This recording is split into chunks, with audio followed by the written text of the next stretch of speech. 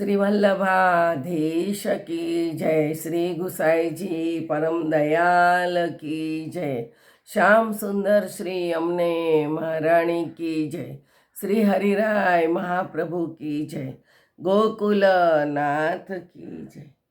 આપણે સોળસ્કંદ વિશે રસપાન કરીએ છીએ. તેમાં આપણે નિરોધ લક્ષણ ચાલે છે. તેમાં ચોથો શ્લોક આવે છે, મહતા કૃપયા યાવત ભગવાન દય ઈષ્યતિ તાવદાનંદ સંદોહ કીર્ત્યમાન સુખાહી. આ શ્લોકમાં યાવત એટલે જ્યાં સુધી અને તાવત એટલે ત્યાં સુધી એ બે શબ્દો છે. તેમાંનો યાવત પાછલી સ્થિતિનું વર્ણન કરે છે અને તાવત પ્રથમ સ્થિતિ દર્શાવે છે. એટલે પ્રથમ આનંદના સમૂહરૂપ પ્રભુ કીર્તનમાં સુખ આપે છે અને પછી ભગવાન દયા કરે છે અને ભક્તને સ્વસ્વરૂપમાં એકતાન કરી દે છે. શ્લોકમાં મહતા શબ્દ છે તે પરોક્ષથી વ્રજ ભક્તોનો સૂચક છે. એટલે પુષ્ટિમાર્ગમાં વ્રજ ભક્તો જ મોટા છે. એમની કૃપાથી ભગવાનના સ્વરૂપમાં એકતાન કરી દે ત્યાં સુધી સ્મરણપૂર્વક પ્રભુના નામનું કીર્તન કરવું એમ કહેવામાં આવ્યું છે. નામાની અનતસ્ય એ શ્લોકમાં કહ્યા પ્રમાણે સ્મરણપૂર્વક વર્ણન કરવાથી શ્રીમદ વૃંદાવનેન્દુએ પ્રકટ કરેલો રસિક ભક્તોના આનંદનો લીલારૂપ સમૂહ સુખ આપ્યા વિના રહેતો નથી. તેથી પ્રભુની લીલાના કીર્તન વડે જે સુખ થાય છે તે પોતાનામાં વ્યસનના ઉત્કર્ષરૂપ નિરોધ દર્શાવનાર કાર્યલક્ષણ છે. કીર્તનમાં લજ્જા છૂટી જવાથી અને પ્રપંચની વિસ્મૃતિ વધારે ને વધારે થવાથી આ અનુભવ થાય છે. એ પ્રમાણે ગુણગાન કરનાર ભક્તની પૂર્વદશા કરતાં અધિકતા અને ગુણગાનમાં આસક્તિ ઉપર કહેલા મોટાઓની કૃપાથી થાય છે. તેઓ નિરોધ પોતાને પ્રાપ્ત થતાં એ દર્શાવનાર લક્ષણ કહે છે. મહતા કૃપયા યદ્વત કીર્તનમ સુખદમ સદા ન તથા લૌકિકાના તું સ્નિગ્ધ ભોજન વૃક્ષવત. મોટા એટલે ઉપર કહ્યા પ્રમાણે વ્રજ ભક્તો સમજવા. કીર્તનમ એટલે ભક્તે કરેલું લૌકિક વિષયોનું કીર્તન નહીં. કીર્તન ન એટલે સુખ આપતું નથી. દ્રષ્ટાંત આપતા કહે છે કે ઘીવાળું ભોજન કરનારને જેમ લુખું ભોજન આનંદ આપતું નથી તે પ્રમાણે લૌકિક જનોએ કરેલું લૌકિક વિષયનું કીર્તન સુખ આપતું નથી અને ભક્તોએ કરેલું અલૌકિક વિષયનું કીર્તન સુખ આપે છે. હર્ષથી રૂવાટી ઊભી ન થાય, ચિત્ત દ્રવે નહીં, આનંદના અશ્રુની ધારા વહે નહીં એવી ભક્તિ થાય નહીં. ત્યાં સુધી હૃદય કેમ શુદ્ધ થાય એ શ્લોકમાં કહેલા ધર્મોથી આ સુખનો અનુભવ થાય છે. આવા સુખના કીર્તનમાં અનુભવ થવો એ જ પૂર્વે કહેલા નિરોધ કરતા પોતામાં ઉત્કૃષ્ટ નિરોધ દર્શાવનાર લક્ષણ સમજવું. હવે એના કરતાં પણ વધારે ઉત્કૃષ્ટ અધિકાર પ્રાપ્ત થતા પૂર્વ કરતાં અધિક નિરોધ પોતાને પ્રાપ્ત થયો છે એ દર્શાવનાર લક્ષણ કહે છે. હવે છઠ્ઠો શ્લોક, ગુણગાને સુખા વાપ્તિ ગોવિંદસ્ય પ્રજાયતે યથા તથા શુકાદિના નૈવાત્માની કુંતોન્યત.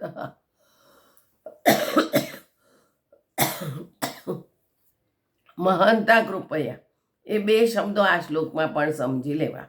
મોટાઓની કૃપાથી ગોવિંદના ગુણગાનમાં એટલે રાગને અનુસાર ભગવદ્ ગુણોવાળા શબ્દો અને વાક્યોના કીર્તનમાં જેવી અતિશય સુખની પ્રાપ્તિ થાય છે તેવી સુખદેવજી વગેરે જ્ઞાની ભક્તોના હૃદયમાં પણ થતી નથી. તો બીજે કોઈ પ્રકારે તો ક્યાંથી થાય? જ્ઞાન અને ભક્તિ એ બેથી ન થાય તો એ વિનાના બીજા કોઈ હેતુથી તો ક્યાંથી જ થાય? એ પ્રમાણે ભગવાનના ગુણગાનથી એવા સુખની પ્રાપ્તિ થવી એ પહેલાંના કરતાં પોતામાં ઉત્કૃષ્ટ નિરોધ દર્શાવનાર લક્ષણ સમજવું. એ પ્રમાણે ત્યાગીઓમાં જે કીર્તન કરનારાઓ અને ગુણગાન કરનારાઓ છે તે બંનેમાં મોટાઓની એટલે વ્રજભક્તોની કૃપા હેતુરૂપે અને અપેક્ષિત છે એમ સૂચવ્યું છે. એ કૃપા અને એના પરિણામરૂપ ગુણ કીર્તનથી થતું સુખ કેમ પ્રાપ્ત થાય એવી અપેક્ષા થતાં ભગવાનની કૃપા જ હેતુરૂપ છે એમ કહ્યું છે. 7. ક્લિશ્યમાનાત જનાન દ્રષ્ટવા કૃપાયુક્તો યદા ભવેત તદા સર્વ સદાનંદ હૃદયસ્થ નિર્ગત બહિ. જનાન એટલે જન્મ ધર્મવાળા નિજ જનને પ્રભુ પ્રાપ્તિ માટે દુઃખી થતા જોઈ જ્યારે પ્રભુ બહુ અનુગ્રહ કરે છે ત્યારે હૃદયમાં રહેલા સર્વ સદાનંદ બહાર પ્રગટ થાય છે. પહેલી પંક્તિમાં ભવેત શબ્દ છે તે બીજી પંક્તિમાં પણ યોજી લેવો. છાંદોગ્ય ઉપનિષદમાં 10મા પ્રપાઠકમાં કહ્યું છે કે આ બ્રહ્મપુરમાં કમલરૂપી સૂક્ષ્મ ઘર છે, તેમાં સૂક્ષ્મ અંતરકાશ છે, એની અંદર જે છે તેની શોધ કરવી જોઈએ, એની જિજ્ઞાસા કરવી જોઈએ. અહીં એમ શંકા થાય કે જીવનો શોધ કરવાનો વિચાર થાય કે બ્રહ્મનો જીવ ક્યાં છે એની શોધ કરવી કે જીવથી જુદું કોઈ બ્રહ્મ છે તેની શોધ કરવી. અણુભાષ્યના પ્રથમ અધ્યાયમાં 3જા પાદમાં 5મા અધિકરણમાં આ વિષયનો નિશ્ચય કર્યો છે. દહર એટલે કે સૂક્ષ્મ બ્રહ્મ છે, કેમ કે એ પ્રપાઠકમાં બ્રહ્મલોકમાં જવાનું કહ્યું છે. એ પ્રમાણે સર્વ પ્રજા દરરોજ બ્રહ્મલોકમાં નિંદ્રામાં જાય છે, પણ એને જાણતી નથી. વળી એ જ પ્રપાઠકમાં કહ્યું છે કે એ આત્મા પાપ વગરનો સત્યકામ સત્ય સંકલ્પવાળો છે. અહીં અપહત પાત્મા સત્યકામ સત્ય સંકલ્પ એવા શબ્દો બ્રહ્મવાચક છે, જીવવાચક નથી. જે બ્રહ્મલોક શબ્દ ઉપરના વાક્યમાં છે તે પણ જીવવાચક હોઈ શકે નહીં. વળી ત્યાં કહ્યું છે તેમ જે આત્મા છે તે સેતુ છે. આ લોકનો ધારણ કરતા વગેરે શબ્દો પણ જીવને જ પ્રસિદ્ધ છે. આ સર્વ કારણોને લીધે દહર સૂક્ષ્મ બ્રહ્મ છે. આ દહર વિદ્યા કહેવાય છે. કીર્તન કરનારા ભક્તો પર ભગવાનની કૃપા થતાં ભાવનાની પ્રબળતાથી દહર વિદ્યામાં કહેલા સર્વની અંદર રહેલા પ્રભુનું પ્રાગટ્ય થાય છે. તે જ સમયે સાથે સાથે બ્રજભક્તો પણ પ્રગટ થાય છે. ત્યારે એમની કૃપાથી એ નિરોધ ફળ આપે છે.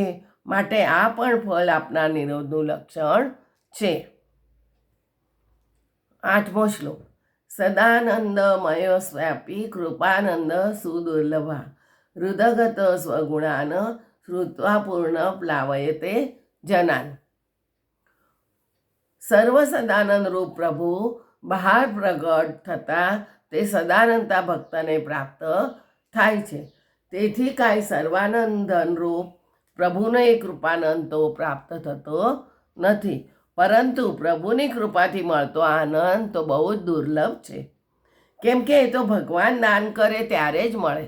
એની કૃપા થાય તો મળે, નહીંતર ના મળે.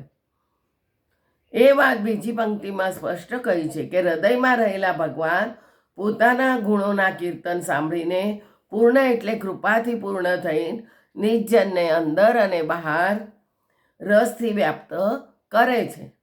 અહીં શ્રુત્વા પદ છે, તેનાથી એમ સૂચન થાય છે કે ગુણોનું કીર્તન આર્થિક છે. તેથી ભક્તજનમાં ભગવાનની કૃપાથી જે ભગવદાનંદ પ્રગટ થાય છે તેનાથી જે કીર્તન થઈ શકે છે. ભગવદાનંદ પ્રગટ થયા વિના એ કીર્તન થઈ શકતા નથી, માટે જ અતિ દુર્લભ છે અને તેથી જે ફલાત્મક નિરોધનું લક્ષણ છે. એ પ્રમાણે ભક્તિ વૃદ્ધિનું સ્વરૂપ અહીં સંપૂર્ણ થાય છે. તેથી ઉપર કહેલા ત્યાગીઓમાં સાધનો સરખું હોવા છતાં એ ન્યાયથી જ્યાં ભગવાનને એ ભક્તોએ કરેલા પોતાના ગુણગાન અને કીર્તન શ્રવણ કરવાની ઈચ્છા થાય છે, ત્યાં ભક્તોના ગુણગાન વગેરેમાં પ્રવૃત્તિ કરાવે છે. જ્યાં એવી ઈચ્છા પ્રભુને થતી નથી ત્યાં એ ભક્તોને ભાવના માત્રમાં પ્રવૃત્તિ કરાવે છે. એ પ્રમાણે મુખ્ય અધિકારીઓમાં વ્યવસ્થા સમજવી. આથી ભગવત કૃપા આપણા પર કેટલી થઈ એની પરીક્ષા કરવાનો આ પ્રકાર બતાવ્યો છે. ભગવત કૃપા થાય તો જ થાય, આપણને જ્ઞાન થાય. અને એ પ્રમાણે જુદા જુદા પ્રકારના નિરોધના લક્ષણો બતાવી નિરોધના સાધનોનો ઉપદેશ કર્યો છે. 9 તસ્માत् સર્વ પરિત્યજ્ય નિરુદ્ધે સર્વદા ગુણા સદાનંદ પરિગયા સચ્ચિદાનંદતા સ્વતઃ. ભાવના કરતાં પણ ભગવાન ગુણગાનથી અધિક પ્રસન્ન થાય છે. તેથી માર્ગની રીત પ્રમાણે પ્રેમથી સર્વગૃહાદિકનો વાસના સહિત ત્યાગ કરીને પ્રપંચ વિસ્મૃતિપૂર્વક ભગવાનમાં આસક્તિ રાખીને હૃદયમાં રહેલી લીલા સૃષ્ટિમાં એક તાન થઈને સર્વદા એટલે દરેક ક્ષણે ભગવાનના ગુણગાન કર્યા કરવા. એમ કરવાથી અવાંતર ફળ કહે છે. સચ્ચિદાનંદતા સ્વતઃ એટલે ગુણગાન વિનાના બીજા કોઈ પણ સાધન વિના એની મેળે અક્ષર બ્રહ્મતા પ્રાપ્ત થાય છે. સ્વતઃ ને બદલે તત પાઠ હોય તો તત એટલે ગુણગાનથી જ એમ અર્થ કરવો. આથી ગુણગાન કરનાર ભક્તને પોતાની અવસ્થાની પરીક્ષા કરવાનો પ્રકાર બતાવે છે. સિદ્ધાંત મુક્તાવલી ગ્રંથમાં સંસારના દુઃખની નિવૃત્તિ અને બ્રહ્મબોધ થાય છે એમ જે અવાંતર વચમાનું ફળ કહ્યું તે આવા ભક્તોને જ થાય છે એમ સમજવું. એ પ્રમાણે ત્યાગીઓમાં મુખ્ય અધિકારીઓને જેવા નિરોધની સિદ્ધિ થાય છે તેનું સ્વરૂપ કહ્યું છે. હવે એ વિષયમાં આગળ જે સિદ્ધ કરવાનું છે તેમાં પોતાના અનુભવનું પ્રમાણ આપે છે અને એ વર્ણન કરવાનું પ્રયોજન પણ કહ્યું છે. હવે 10મો શ્લોક આવતીકાલે. જય શ્રી ગોખલેશ.